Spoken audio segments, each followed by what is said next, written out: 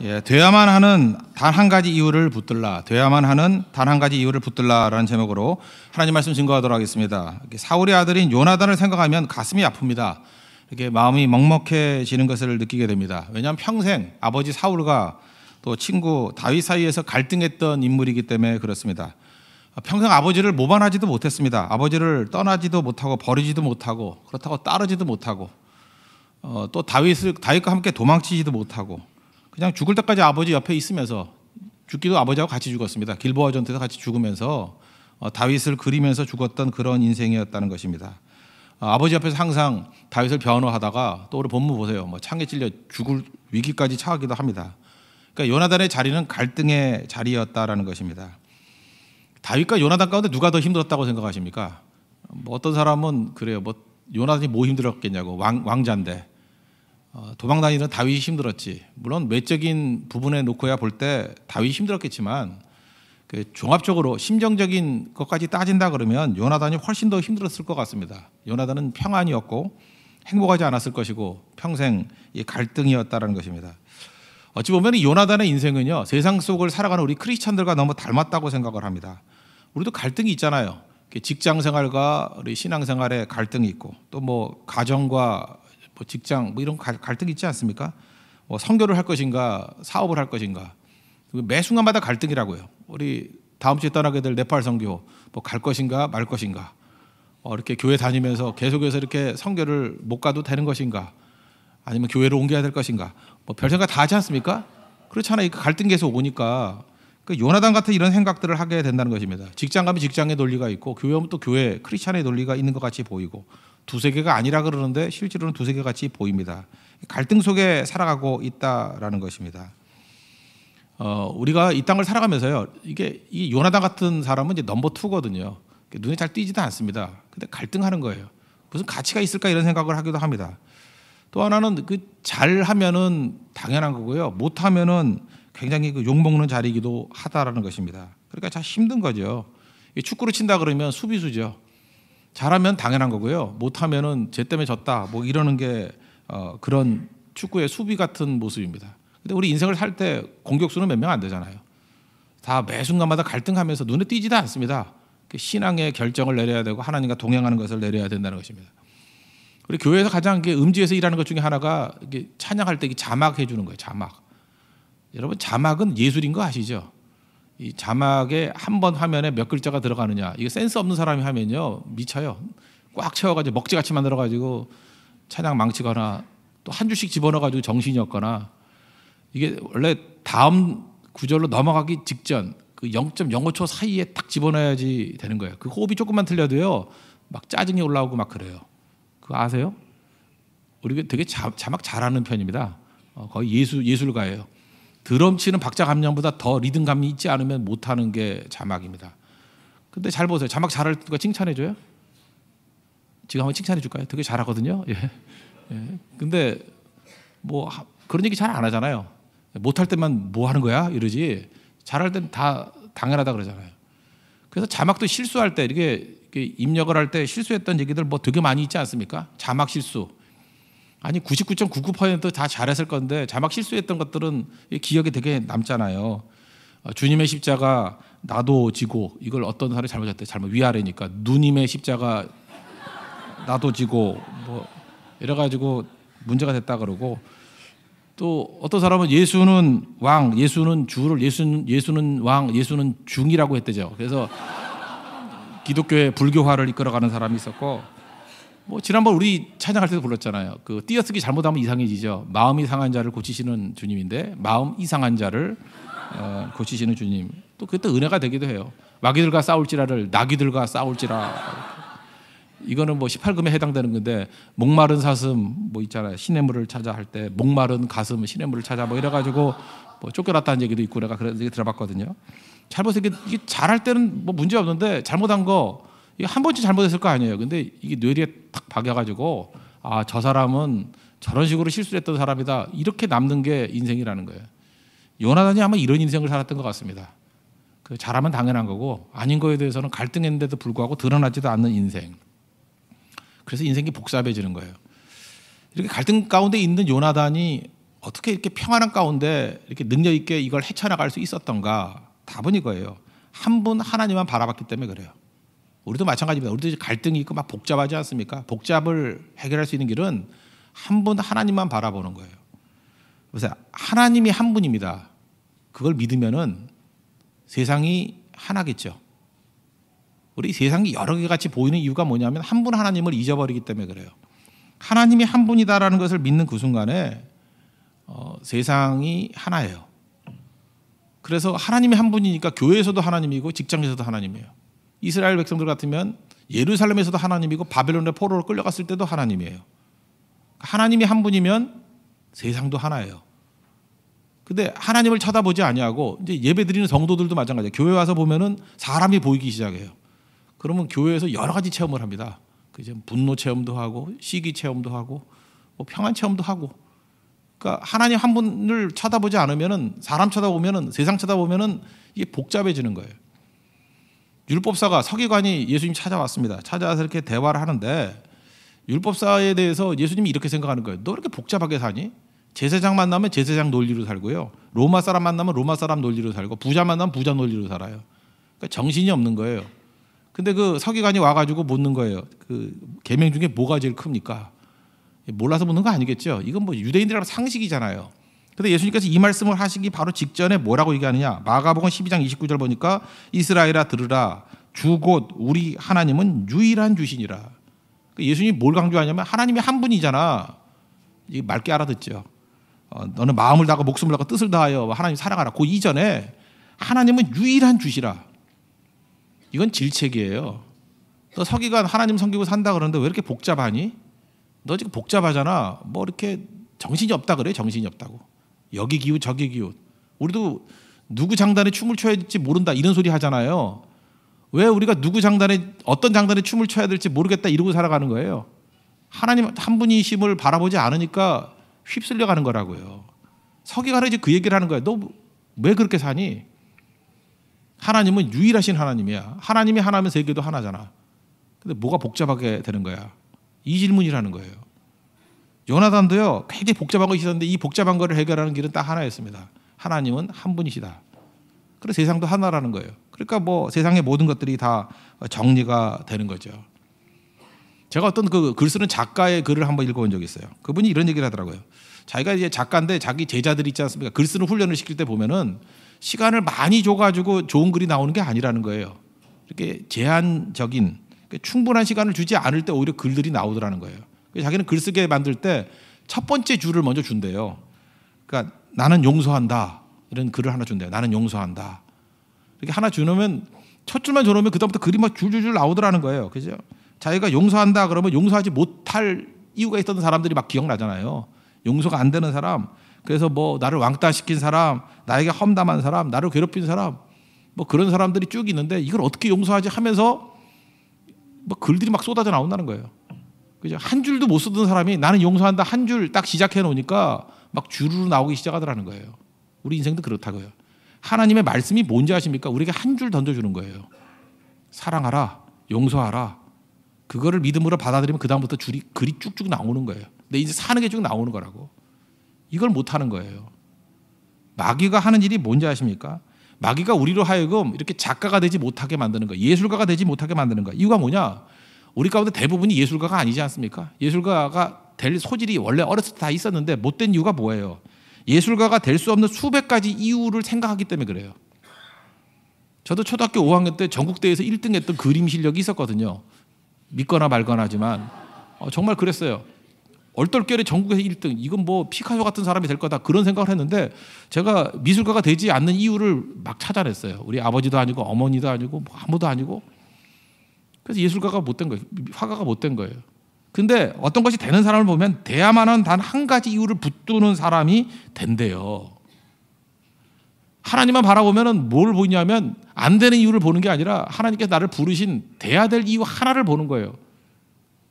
요나단은 하나만 본 거예요. 하나님 살아계심을 바라보니까 잘 보니까 하나님이 다윗을 사랑하는 거예요. 다윗에게 기름 부음 주시고 다윗을 왕을 세우시려는 하나님의 뜻이 있는 거예요. 하나만 바라보니까 나머지 정리가 되죠. 다윗은 죽이면 안 돼요. 살려야 돼요. 아버지가 죽이려고 하는 거 막아야 돼요. 자기는 다윗을 도와야 돼요.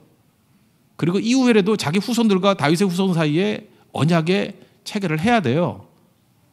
지금 요나단과 같이 하는 행동이 이게 윤리적으로 막 훌륭하다, 인품이 고매하다 이렇게 접근하면 안 되고요. 요나단이 이런 결정을 내릴 수밖에 없었던 이유는 딱 하나예요.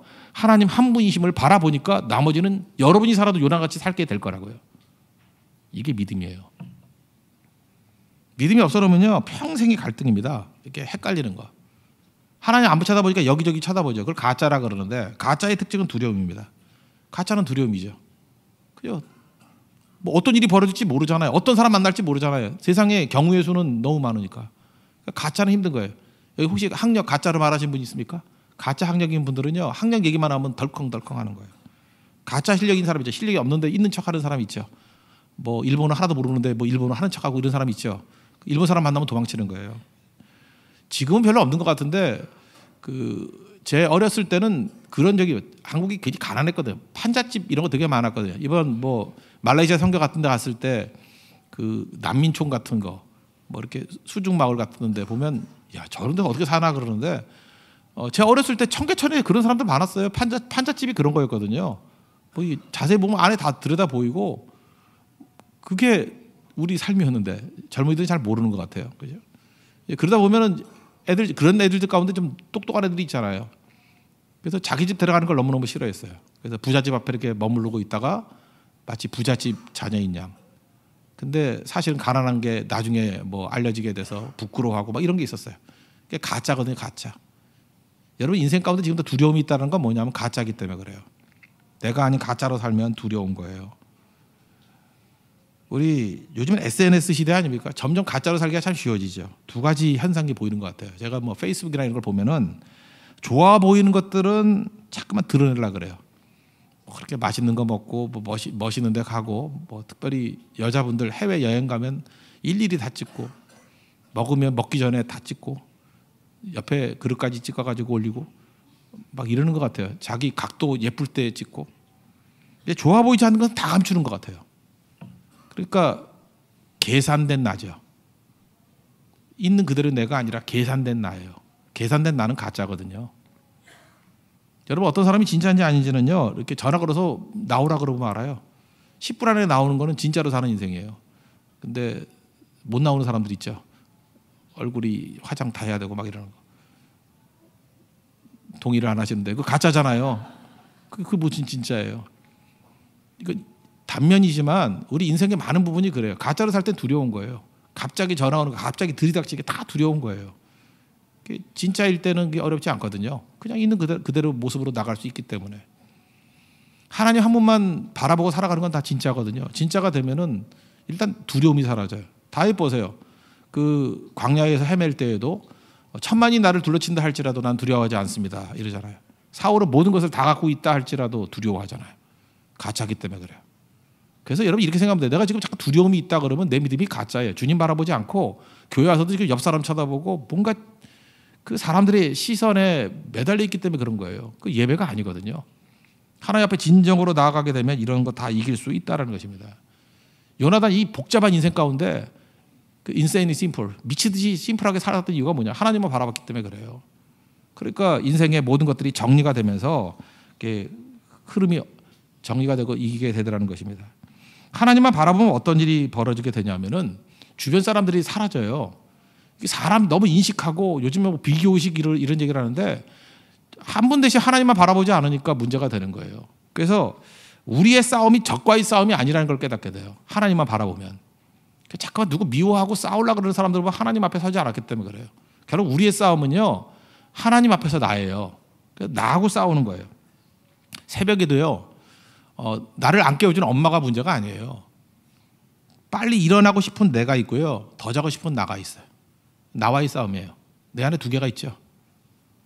아침에 일찍 일어나야지 하는 나, 더 자야지 하는 나, 밤에도요 그만 먹어야지 하는 나가 있고 더 먹어야지 하는 나가 있어요. 그 분명히 두 가지가 있다니까요. 내 안에 둘 다 있어요. 누구를 미워하는 나가 있고 용서하는 나가 있어요. 그 다음에 그만두고 싶은 나가 있고요 그 자리에 성실하게 계속하고 싶은 나가 있어요. 이 두 가지가 있다고요. 사도 바울도 로마서 7장에 그러잖아요. 내 안에 둘이 있다고. 로마서 7장 21절을 보니까 선을 행하는 나에게 또 악이 함께 있는 것이로다.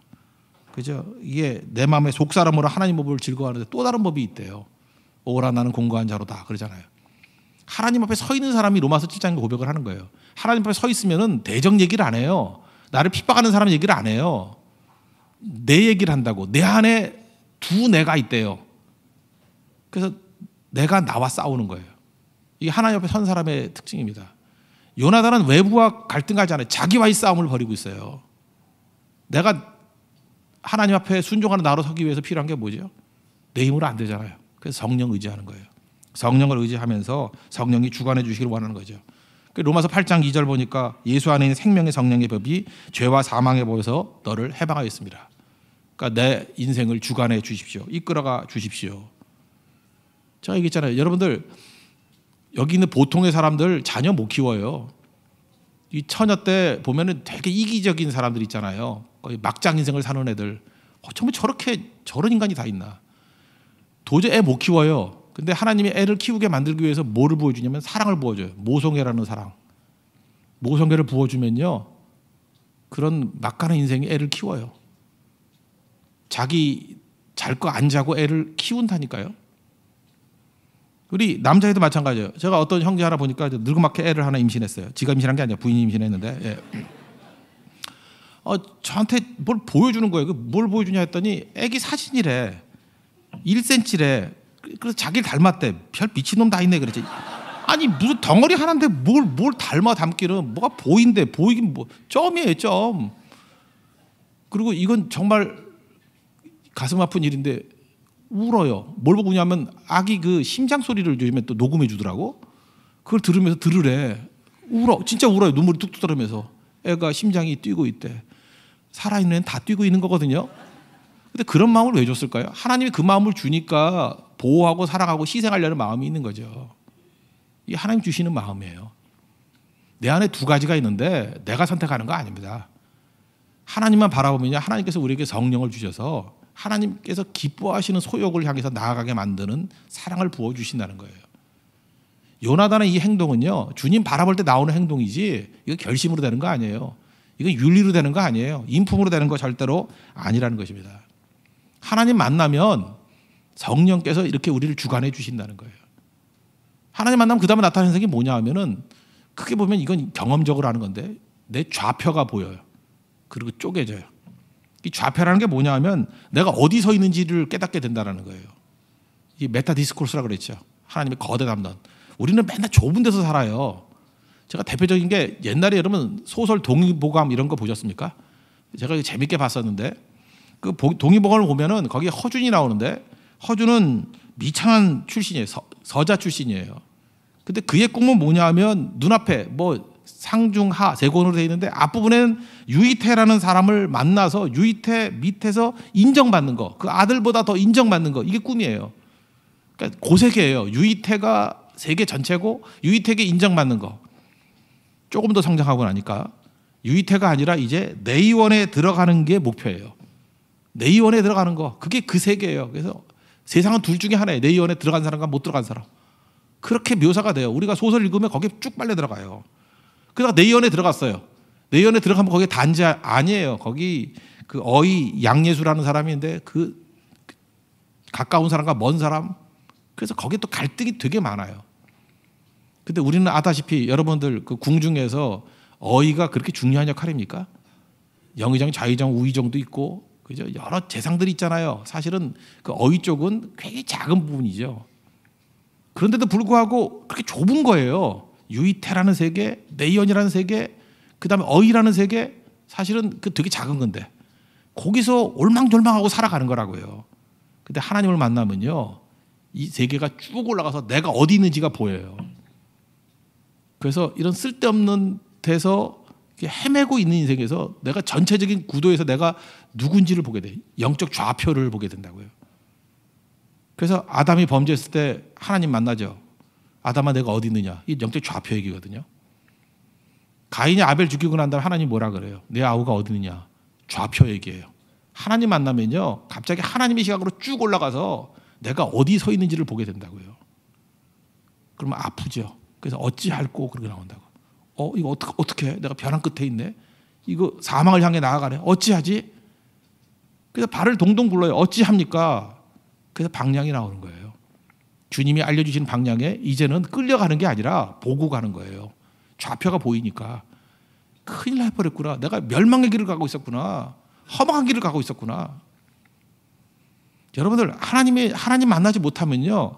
나이 50 넘고 60이 넘었는데도 불구하고 천년 만년 살 줄 알고 이상한 계획 세우고 있어요. 곧 죽을 건데. 그거 몰라요. 여러분 딱 보면 알죠. 저 사람 몇 년 살 건지. 자긴 모르죠. 저도 대충 맞춰보면 맞거든요. 이제 5년 남았네. 이분은 한 3년인 것 같은데, 근데 그분이 10년 이후, 20년 이후 계획을 얘기할 때 보면은 천국 계획 세우나 이런 생각을 가져요. 자기만 모르는 거예요. 인생 짧습니다. 무지 짧아요. 그리고 언제 갈지도 모르잖아요. 그거 하나님 만나면 그게 보인다고요. 좌표가 보여요. 방향이 보이고 어찌할꼬 그래요. 그래서 한눈 팔지 않는 인생을 사는 거예요. 이거는 뭐 강력한 메시지를 통해서 보이는 게 아니라 눈이 열려야 돼. 눈이 열리면 어찌할꼬 하면서 쪼개지게 된다는 것입니다. 쪼개지면요, 하나님이 그 안에 들어오시는 거예요. 그래서 하나님과 하나됨이 우리 인생의 목표가 된다는 것입니다. 요나단이요, 하나님 앞에 서게 되니까 자기 좌표가 보이는 거예요. 아, 나는 왕이 될 사람이 아니구나. 다윗이 왕이구나. 좌표가 보이는 거예요. 나는 넘버 2구나. 내가 해야 될 일이 뭐냐? 하나님 안에서 하나님 나라를 위해서 이거 세워주는 거구나. 사사기가 360년이거든요. 360년 동안 혼란기였어요. 만약에 요나단이 이런 인생의 좌표를 모르고 자기도 왕 되겠다가 싸웠으면 사울과 다윗의 싸움, 또 다시 요나단과 다윗의 싸움이 계속 벌어졌다 그러면 40년 더 걸리잖아요. 그럼 얼마나 많은 혼란이 지속이 됐겠습니까? 근데 하나님 앞에서 영적 좌표를 깨달았던 요나단이 있었기 때문에 다윗 왕국이 나온 거예요. 눈이 필요한 거죠. 하나님 앞에 이렇게 눈이 열리는 모습들이 반드시 있어야 된다는 것입니다. 여기 빈들에서 다윗 만나요. 여러분, 빈들은요, 인생에서 가장 진실해지는 곳입니다. 빈들이 어떤 곳이에요? 들판. 아무도 보지 않는 곳이에요. 원래 D.L. 무디가 처음 얘기했던 것이거든요. 내가 그 사람이 누구냐는 아무도 보지 않을 때의 모습이라고. 빌 하이브스가 책도 썼죠. Who you are when no one's looking. 아무도 보지 않을 때 넌 누구인가. 그게 그 사람의 진실이거든요. 진실을 만난 거예요. 다윗과 요나단이 진실과 진실 사이에서 자기 얘기를 다 하잖아요. 그죠? 그래서 아픔이 느껴지잖아요. 서로 아픔이. 다윗도 울은 거예요. 그죠? 하나님의 이 시각 아래서 요나단의 처지를 보니까 울음이 나오는 거고, 요나단도 다윗을 보면서 아픈 거예요. 여러분, 아프면 느껴지면 섬기게 돼 있어요. 우리가 섬기지 못하는 이유가 뭐냐 하면, 예를 들어서 뭐 예를 하나 들게요. 아버지가 강도 만났는데 딸이 하나 있어요. 딸이 그 아르바이트 해가지고 아버지를 도와주고, 그래서 아버지와 딸 둘이서 너무너무 힘들게 살아가요. 기사에 났던 얘기거든요. 그 아픔이 느껴지면 여러분 가만히 있을 수 있어요? 어떻게든 돕지. 우리가 돕지 못하는 이유가 뭐죠? 느끼지 못하기 때문에 그렇다라는 거예요. 하나님 만나면 이제 마음이 쪼개져요. 쪼개지면은 하나님 만난 사람들 다 아픔을 느껴요. 쪼개지는 아픔을 느껴요. 그래서 움직이는 거예요. 아픔. 하나님의 마음이거든요. 하나님 주님의 마음이 내 마음이 돼서 움직이기 시작한다는 것입니다. 그래서 섬기는 거예요. 그래서 하나 되는 거예요. 쪼개져야 하나가 돼요. 이 시대에 하나 되지 못하는 이유가 뭐냐면 다 요구만 하잖아요. 교회 와서도 요구하면 하나 되지 못합니다. 근데 하나님 만나면 가슴이 쪼개져요. 쪼개지면 주님 만나면 주님과 하나가 되면 하나님 가슴을 품어요. 그래서 하나님이 아파하는 걸 같이 아파하고 하나님이 바라보는 걸 바라보게 된다는 거예요. 고린도전서 13장을 보면은 사랑장이라 그러죠. 사랑과 자랑의 비교 얘기를 했죠. 자랑은 뭐예요? 내가 있는 걸 뻐기는 게 자랑이고, 사랑은 뭐냐면 상대방에게 없는 것이 내게 있어서 기뻐하는 거예요. 내가 돈이 있는데 여기 앞에는 돈이 없어. 그래서 기뻐하는 거예요. 내가 돈 주면 되니까. 내가 지식이 있어요. 근데 상대는 지식이 없어요. 그래서 기뻐하는 거예요. 왜요? 내 지식을 가지고 도와줄 수 있으니까. 내 포지션이 좀 좋아요. 상대는 열악한 위치에 놓여 있어요. 그래서 기뻐하는 거예요. 왜? 내 포지션으로 그 사람을 도울 수 있기 때문에. 이게 사랑이에요. 근데 내가 가지고 있는 걸 가지고 상대를 갖다가 상처 주고 뻐기려고 그러는 거, 그게 자랑이라고요. 자랑은 망할 거죠. 제가 가장 그 가슴 아픈 부부를 한번 본 적이 있는데, 둘 다 서울대 나왔어요. 다 괜찮은 사람인데, 이 두 부부는 저보다 한 4살 어린 사람이에요. 싸움만 하면 그 부인이 남편에게 삿다질 한다는 거예요. 너 학력고사 성적 몇 점이야? 성적 몇 점이야? 그 자매가 되게 점수 잘 따는 거예요. 310점인가 맞았던 것 같아요. 그런데 형제는 290점, 20점이 떨어지는 거예요. 여러분, 아내가 공부를 잘하는 게 좋아요? 못하는 게 좋아요? 깡통보단 잘하는 게 좋죠. 근데 그 형제가 후배들에게 맨날 얘기하는 게 뭐냐면 공부 잘하는 여자가 절대 결혼하지 마라, 결혼하지 마라. 계속 그러고 다니더라고. 그게 상처가 되는 거예요. 잘 보세요. 아내가 310점을 맞았다라는 것, 그때 340점 만점이었거든요. 그렇게 공부를 잘하는 게 자기한테 하나도 힘이 되지 않죠. 그거 가지고 공격을 하니까. 그런 놀라운 지식을 가지고 남편을 섬겨주고 도와주고 자녀들 돕고 한다 그러면 그게 우리 힘이 되잖아요. 여러분 잊지 마세요. 여러분이 돈 가진 게 주변 사람들에게 힘이 돼요? 아니면은 주변 사람들에게 피해를 줘요? 피해를 주면 자랑하는 거예요. 사랑은요, 그게 힘이 돼야 돼요. 어디 다니면서 제발 돈 자랑 좀 하지 말아요. 쓰지 않을 거면서. 자랑하면 쓰라고요. 도와주지도 않는 돈 자랑해서 뭐 할 거예요? 지식이 있다 그러면 지식 자랑만 하지 마. 도와줘야 될 거 아니에요. 그래야 그 사랑이죠. 하나님께서 우리에게 그 쪼개진 마음을 주시면요, 그 안에 들어가서 하나님과 하나됨을 가지는 거예요. 형제와 하나됨을 가지는 거예요. 그래서 내게 있는 게 흘러가는 인생이 된다고요. 요나단이 가지고 있는 모든 좋은 것들이 다윗에게 흘러가죠. 다윗에게 있는 좋은 모든 것들이 쪼개지니까 흘러가잖아요.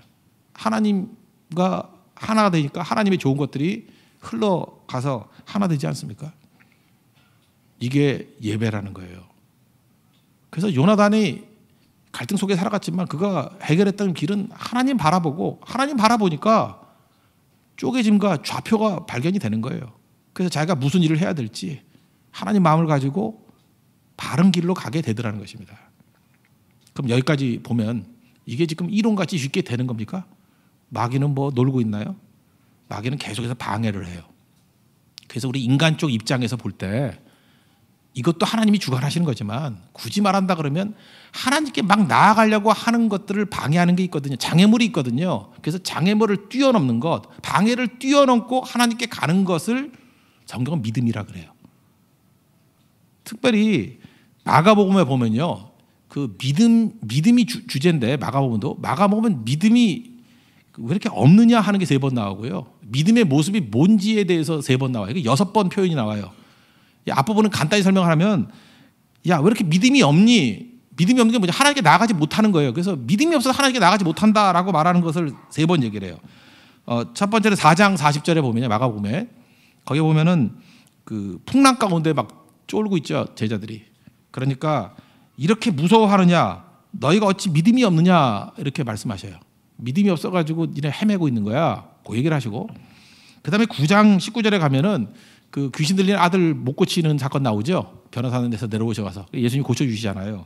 그때 19절에 이렇게 해요. 믿음이 없는 세대에 내가 얼마나 너희와 함께 있겠느냐, 뭐 이런 말씀을 하셔요. 믿음이 없어서 이게 못했다라는 거예요.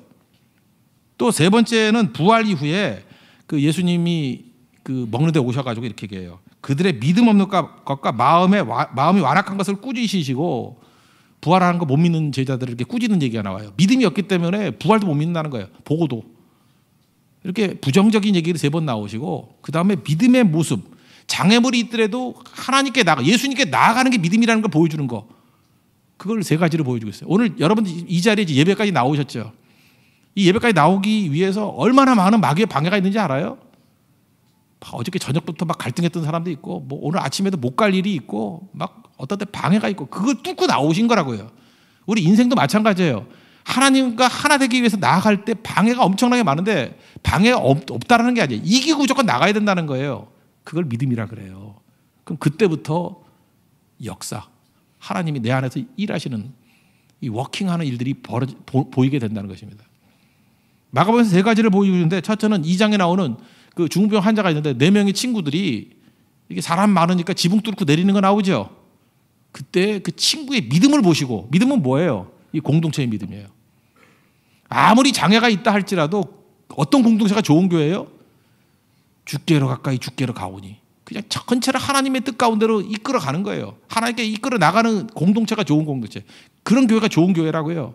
하나님의 사명을 이루는 교회, 공동체의 능력이 있습니다. 친구의 믿음이에요. 그게 공동체의 믿음이라고. 이런 공동체는 이런 믿음을 가져야 되느니라, 이게 주님 말씀이에요. 또 하나, 12의 혈루증 앓았던 여인 나오거든요. 12의 혈루증이 이게 마가복음 5장에 나오는데, 이 마을에 못 들어와요. 전염병이기 때문에. 유출병. 이거 부정하다 그러잖아요. 그래서 못 들어온다고 해요. 그런데도 불구하고 뚫고 들어온 거죠. 이 여인은 예수님과 하나 되고 싶은 거예요. 그래서 예수님 가서 그냥 안기고 싶었을 거예요. 근데 자기가 부족하고 자기가 유출병이 있으니까 못 하잖아요. 그래서 차마 예수님 만지지 못하니까 옷자락 만진 거예요. 지금 옷자락 신앙이 아니에요. 옷자락이라도 해요. 옷자락이라도. 더 나갈 수가 없는 부끄러움이기 때문에 예수님이 그거를 귀하게 여기신 거죠. 예수님께 나아가는 신앙. 나 같은 사람은 뭐 환경이 안 좋아서 이런 처지에 어떻게 예수님께 나아가? 아니에요. 그럼에도 불구하고 뚫고 나가는 거예요. 지금도 보면 뭐 모든 여건이 안 되는데도 불구하고 성경하는 사람이 있고 예배 드리는 사람이 있고 그래요. 모든 여건이 다 됨에도 안 되는 사람이 있고 믿음은 없는 거예요. 그거.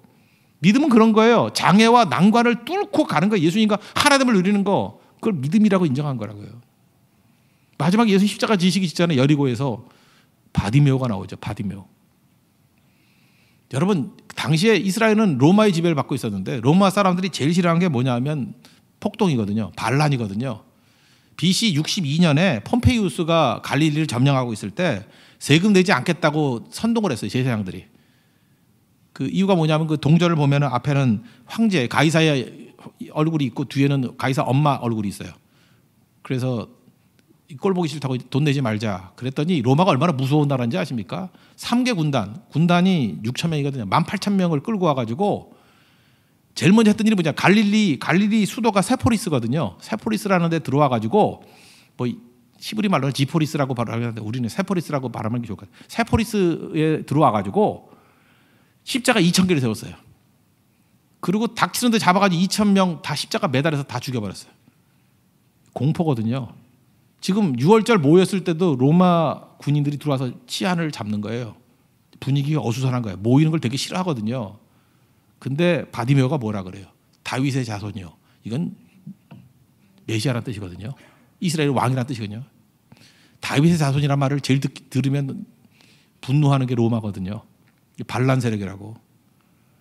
그런데 다윗의 자손이여 나를 불쌍히 여기소서. 사람들이 입 다물라 그러죠. 로마 군인 뭐 어떻게 그런 거죠. 여러분 그 종려주의라 그래서 예수님이 예루살렘 성에 입성하실 때 다윗의 자손으로 오시는 호산나 이거는 혁명하자는 얘기예요. 이제 다 모였으니까 혁명하자. 근데 예수님이 그냥 들어왔다가 베다니로 가버리시죠. 나 혁명 안 해 그 얘기죠. 그 분위기를 하셔야 된다고. 그러니까 이 바디메오는 사람들이 막음에도 불구하고 뭐 입 닥쳐 우리 다 죽을라 그래 막 그럼에도 불구하고 예수님 향해서 나아가는 거 보이지도 않는 사람이 그게 배는 게 없는 거죠. 그죠? 나아갔다는 거예요. 이게 믿음이에요. 믿음이 뭔지를 아시겠죠? 하나님 앞에 나아가는 거예요. 장애가 있음에도 불구하고. 요나단도 이거 일종의 장애예요. 왕자라는 게 장애고 사울의 아들인 게 장애예요. 여러분 지금도 뭐 핑계 대지 마시죠. 이것 때문에 안 되고 저것 때문에 안 되고 그렇지 않아요. 그냥 나아가는 거예요. 주님만 바라보면요. 그때부터 주님과 하나됨을 누리고 통회하는 마음, 쪼개진 마음 속에서 하나님의 시각이 생기고 하나님과 함께됨을 느껴요. 그러니까 그렇잖아요. 산을 명하여 바다에 던지우라 하여도 그렇게 될 거라고. 그거 자꾸만 그런 짓을 하면 믿는 사람이 그런 짓을 하면 지도가 바뀌어서 어떻게 살겠어요? 이 사나 남사나 저기 뭐 절로 가라. 뭐 울산바위가 원래 울산에 있었는데 뭐 누가 옮기라 그래서 설악산에 가 있었다며 뭐 그 막 잠깐만 그러면 헷갈리잖아 우리도 그죠? 그 얘기는 무슨 얘기냐면 예수님과 함께 하면은 내가 쪼개짐을 통해서 예수님과 함께 하면 예수님이 못하실 일이 뭐가 있냐? 하나님이 못하실 일이 뭐가 있냐? 그 뜻이에요. 하나됨을 강조하는 거거든요. 산을 옮길 수 있는 게 하나님이잖아요. 그러니까 못할 게 뭐가 있니? 하나됨이에요. 여러분 예배는 쪼개지는 시간이거든요. 이 말씀 듣고 쪼개지니 얼마나 좋아요. 대개 이렇게 바닥에서 고난 당해도 쪼개져요. 근데 우리는 매번 말씀을 통해서 쪼개짐을 통해서 하나님과 하나가 되는 거라고요. 그러면 어떤 일이 벌어지냐? 복잡한 것이 단순해져요. 예배는 단순해. 진짜 주님 만나면 단순해져요. 그리고 평안이 임해요. 분위기 나쁜 교회의 특징은 뭐냐면 와서 사람만 모여요. 그래서 속상해서 가는 거예요. 평화가 다 깨져서 가는 거예요. 그거 예배가 없기 때문에 그렇습니다. 주님 바라보지 않고. 지금도 교회 와가지고 예배는 안 드리고요. 미스바 아둘람 왔다 갔다 가면 사람만 쳐다보고 가면 속이 다 뒤집혀요. 그렇게 믿는 거 아니에요. 처음엔 교제할 필요 없어요. 주님 바라보는 게 먼저 우선이에요. 주님 바라보는 거예요. 한 분 하나님 바라보는 거예요. 그러면 내 좌표가 보이고 쪼개져요. 주님과 하나됨을 이뤄요. 그때부터 하나님의 능력이 우리 가운데 임하게 되고 두려움 사라지고 평안이 임하게 되고 그 다음에 하나님의 자녀로서 제자로서의 삶을 살아가게 된다는 것입니다. 이게 요나단의 삶이에요. 우리 세상 속의 크리스찬 요나단과 같이 어려운 인생을 살아가고 있습니다. 그죠? 어려운 게 아니라 다 어려웠어요. 주님 바라보는 것만이 답입니다. 그래야 인생이 심플. 그렇게 살 수 있다는 거예요. 여러분 그런 인생 될 수 있는 하나님의 거룩한 종 되기를 축원합니다. 모두 자리에서 일어나겠습니다. 주만 바라볼지라 찬양하겠습니다.